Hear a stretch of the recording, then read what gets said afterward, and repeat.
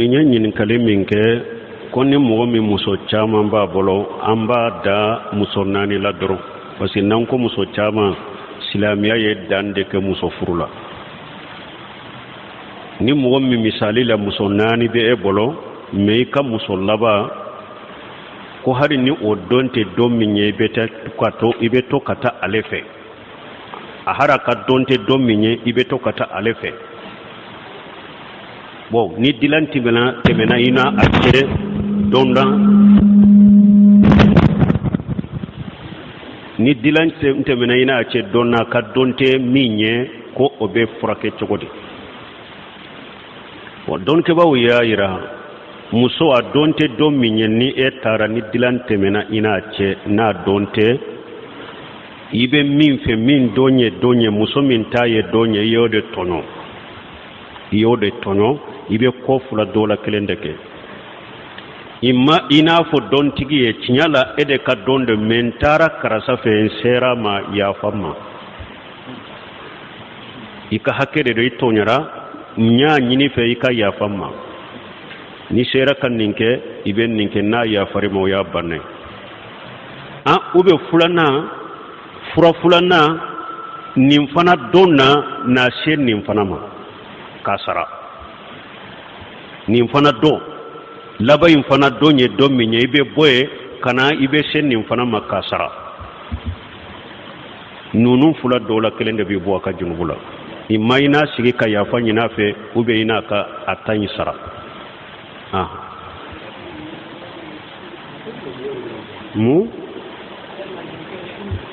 a don ye ni e laada ye min ye dɔrɔn ni ko dontigi a ka don ye a ka sun a tile de y'a ta ye dɔw fana ka laada la a bɛ don fila de kɛ a ka don ye min ye dɔrɔn a su do a tile do a bɛɛ de ka kan wa alaikum salam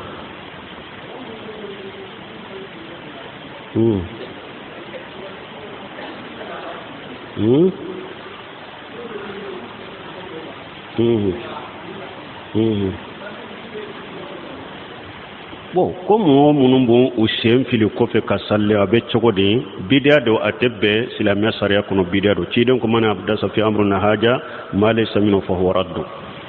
a bɛ komi mɔgɔ wɛrɛ minnu fana u bɛ ko wɛrɛw kɛ u ka sali kɔnɔ ni bidiyaw de nin fana ye bidiya ye sali la o cogo kelen de la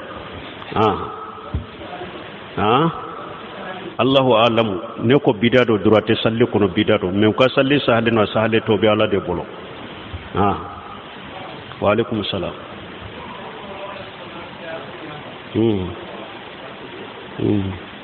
bon ko mako bɛ walawalali la bidiya ko la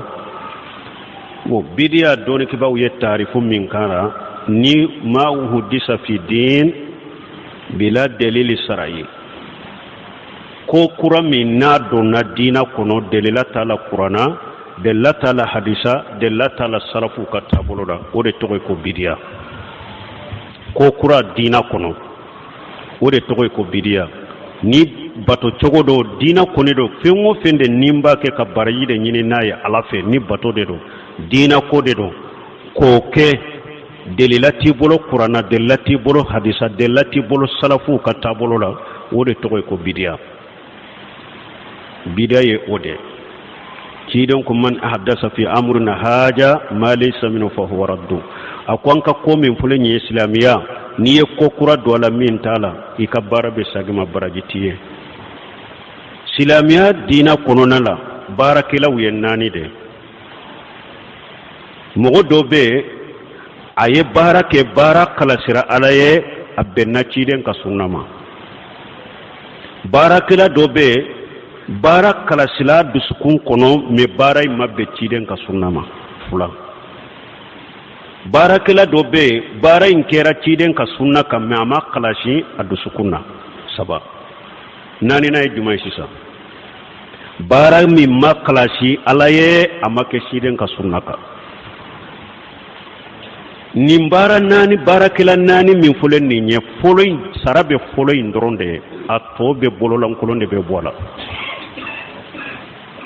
min i ka baara kalasira Ala ye a bɛnna ciden ka sunna ma sallallahu alaihi wasallam baarakɛla naani na fɔlɔ in dɔrɔn de bɛ sara a tobe saratiye donc bidia yede ko kura dina kono wodi yato ala ko qur'ana kono al yawma akmaltu lakum dinakum arafa do ciden ka hejo labo akonya ka dina dafa awye bato de dafara dina de dafara har an yere kafiru la gazar tigi ko la yahillu lahanya fala fila hatta ya lama hukum allah fihi parce que dina adini tawqifiyya ako tiddiga hadama denye ika fuyi kenin dina la foyi kala ka kiri do ala folo mo ni be fengo fenke dina ko de la sani ka ke folo delila de nyine alay mun fola folo cire mun fola folo salafu ye mun foninna ni ye delila soro ake ni ma delila soro kanake laqdar tigi nonu yen kuma tami ya ayyuhalladhina amanu la tuqaddimu bayna yaday llahi wa rasulihi alakum mu'minu akana bila alanye akana bila cidenye donc bato koni la dina koni la mosi kana bila alanye kana bila cidenye donc wibe ala tade nyini ka ciden tade nyini wode yato ala ko o man yusaghi rasula min bari ma tabayyana lahu alhuda wa yatabi ghayra sabilil mu'minina nuwallihi ma tawalla nuslihi jahannam wa sa'at masira ala ko mugo ni ciden soso cinya bangalen ko feye kanda bangalen ko feye uko ala tafule ciden yen ninde fo o bangalen ko fe yew soso muminu bebbe na min ka ke siraye sebon ani tabina salafu salihun ulu bebbe na min ka ko ke siraye ko mugo kala bato noye yo bila kati yere bamba fengureka ala ko tari yere bila minna ne ala bi to bolo me la garambi bila jannaba kono bidia be dina de la bo chogo ya fulana jinya ko bidia te jinya ko law jinya nemaw bidia to ulula mogo man nunu de famu ba fe ko kolonjo ko nyagambi nyogona al asl fili ibadati at-tawqif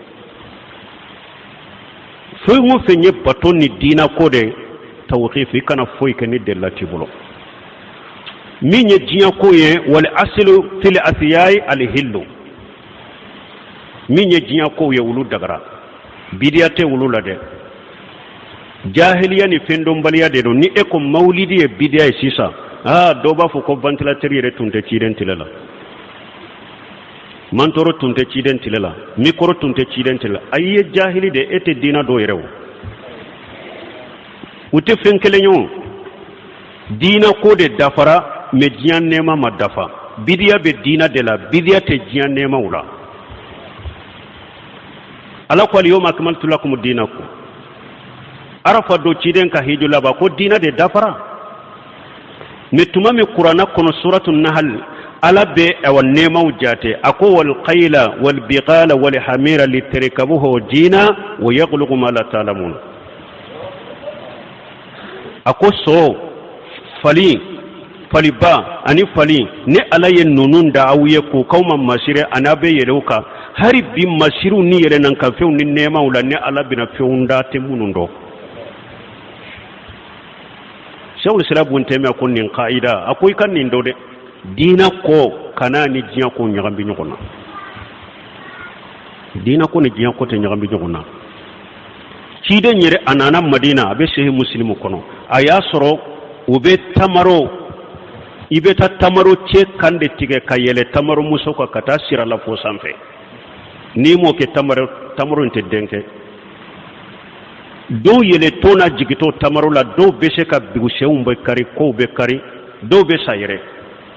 cide nyana le madina yusro ola ako ne nyabe minna ayen nin toy haran nama ninke ni ala ko tamaro be denka ayen nin toy o say madina ka usankele wiye tamaro nunu be bara minke tamaro lo ya toy tamaro madenke awa cidon kuma antum a'lam bi amri dunyakum akwa yere de ba ka jinya baraw cogodo atum be min ka tamaro la ayake ka tamaro la donc mo ko nunu fam iya do hari ambe nin politique ka foka jeya de iya do haram fule politique mun an fule marasin na bebe sa olu de nun ko sugu de la ko do be ke sisa ko tunte ciden tilela ko ba ke kake marshi ko munun fule ninye fama ko munun fule ninye hadisa sahalun de nana nununa qur'ana ayaw hadisa sahalun de nana ko munun ba an ka sisa tonyali min ban ka sisa an yogona ye seba e wa tabina usoro aye seba no soro masake tonyali kala utemenaw adon ye minke silamiya tumbe me ye tonyali ni minke nunun te se ka harat lanceke anya fu sogo me hajjaji bunu sufu tumbi wala bi mina bi fa foite bola nani mimbe ni fama ma nyogon ta drobi mina ki fa foite bola aye seba min fa katabe no mi fa keme jatu wudero fu ambe komi nan kwa nyogona temena salafu bolo ni fi ngo fe nyogona temena salafu bolo ambu lajje ya barake nyogonya chogo mina wajibiram fana kanka u barake nyogonya chogo de la numa minke wala an kana ke wala hari bimba me dola ko ni botu ku ye siyasatu saraya tigiye galonfo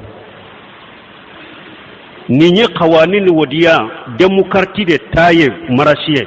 ni tara shekul sira bunte mi aka kitabuta siyasa su saraya ite marasiye wala siyasatu saraya kitabu ba dama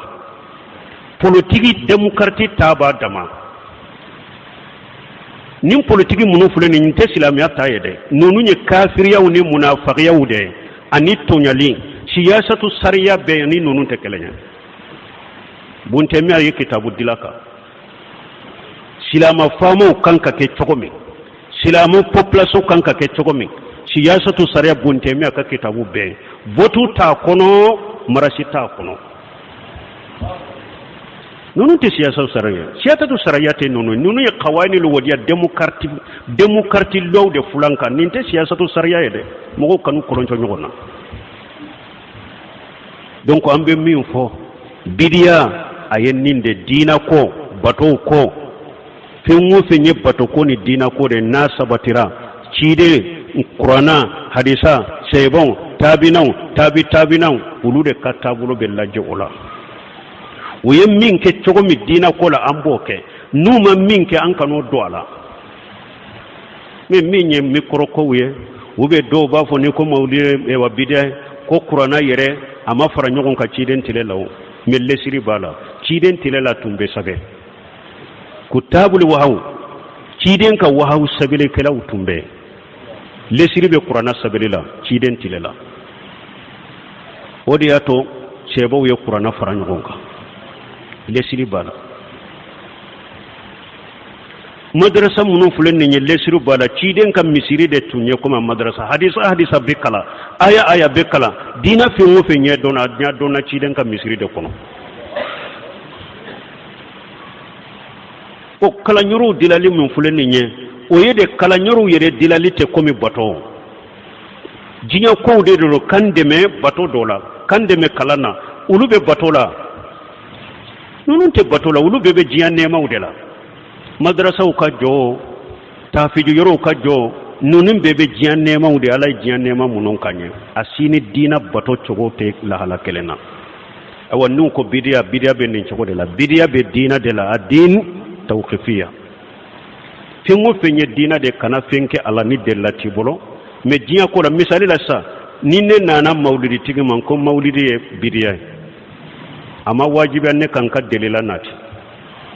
ale min bake ka mauludu ke ale de be delila iranne la sisa e ko maulidi e bidia de lafle qur'ana kono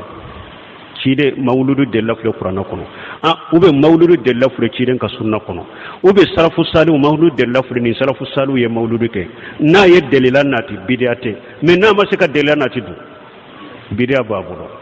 parce que dini tawqifiya dina la kana foy ke ni delila re tiburo ni ne ko maulidi e bidia atenne kankana ni delila e min be maulidi ke fode ka delila nati ni delila ma sori bolo ibe bidia la mais jian nema ni ne na Bangladesh be do sampa ba fifa be kuma mikro la ni ne ko karasa mikro haramu e Bangladesh haramu e ale min be kuma mikro la Bangladesh mi ale min kunna ataka le ka delila nati de ni ne min ko micro e haramu de ne be della nati ni della bimbolo qur'ana ne hadisa nabi micro harama be haramu ya ni della timbolo qur'ana ne hadisa an kabila ka kuma kam micro la daga rayede huwa alladhi khalaqa lakum ma fil ardi jami'a jiyan nema wala ko fengo fembe jiyan kono nema ne ala ya be dawyede huwa alladhi sakkara lakum ma fi samawati wa ma fil ardi jami'a minhu dan fe wala nema wala ala ko nema be sankaba wolon fulala nema be dunga kulo abe dara aw yede donc ni différence de be dina ko dina bidia ko ani jiyan ko ni nde la ka fo wakati serawa an kana do mo gasela ha subhanakallahumma rabbana bihamdika ashhadu an la ilaha illa anta astaghfiruka wa atubu ilaik